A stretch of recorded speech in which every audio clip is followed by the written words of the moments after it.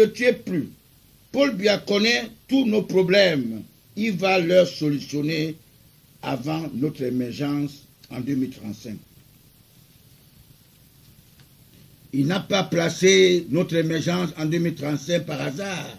Notre parti n'a pas encore procédé à son congrès extraordinaire. Nous savions spirituellement pourquoi. Vous expliquez, mes très chers camarades, les influents du comité central du RDPC ont enlevé les médiocres pour placer les plus médiocres. Le toilettage dans mon parti n'a pas donné un résultat favorable. Le sondage dans le fief de mon candidat Paul Biya a été falsifié par les personnes qui se disent indispensables auprès de Paul Biya. Le président Paul Biya, nous ne l'avions pas nommé président d'honneur de Cotrac par hasard. Nous lui demandons de revaloriser la retraite, la pension des retraités du Cameroun. Nous sommes des élus, nous l'aimons très bien. Et soutenu par la plus jeune matriarche du monde entier, Chantal Biya. Nous, le Cotrac, nous avons plus de confiance en la femme, car la femme est la mère de l'humanité. Paul Biya connaît la valeur de la femme. Il respecte tous ceux qui ont la crainte de Dieu. Avec Paul Biya, le Cameroun va renaître, va se reconstituer dans son civisme, dans sa rigueur, dans sa moralisation.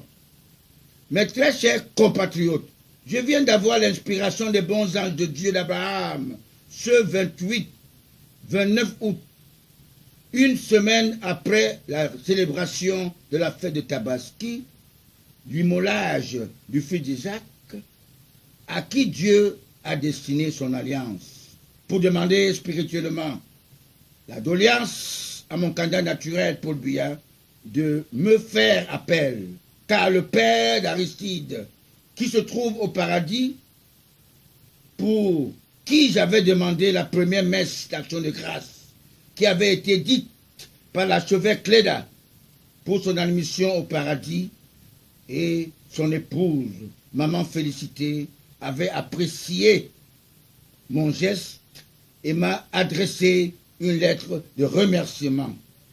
Si le père, son excellent Joseph Bétier Chaumont, m'avait pris au sérieux ou en considération, nous éviterons cette guerre civile qui est en vue, qui se prépare surtout par les anti-Biya, les déstabilisateurs tapis dans l'homme, ces propos fils qui le combattent à l'intérêt des Français francs-maçons dans la francophonie.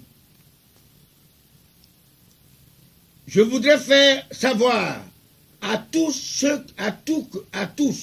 que Paul Biya a mis tout le monde dans la soupe, même ses ennemis d'hier.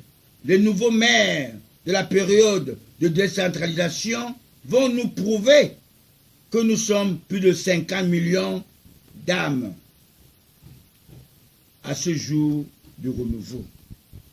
Vous devriez savoir que tous les caméramans, les journaleux, les décideurs ne sont que des bisexuels. Tous gardent les mauvaises habitudes de l'ancien régime, car le premier chef de l'État du Cameroun fut parrainé par le docteur Louis-Paul Ojola, un grand de la franc-maçonnerie, qui a plutôt apprécié le jeune Peul par rapport à André-Marie Mbida, un étonne très éveillé pour l'intérêt du Cameroun. Le gouvernement français cherche à placer et à choisir eux-mêmes leurs propres fidèles dirigeants qui peuvent sauvegarder leur intérêt. Vous verrez la mort de Sylvano Olympio du Togo, abattu comme un rat pour la cause de CFA. Thomas Sankara, abattu le 15 octobre 1987, juste 5 ans de la présence de Paul Biya, notre libérateur, comme président de notre pays, Certains disent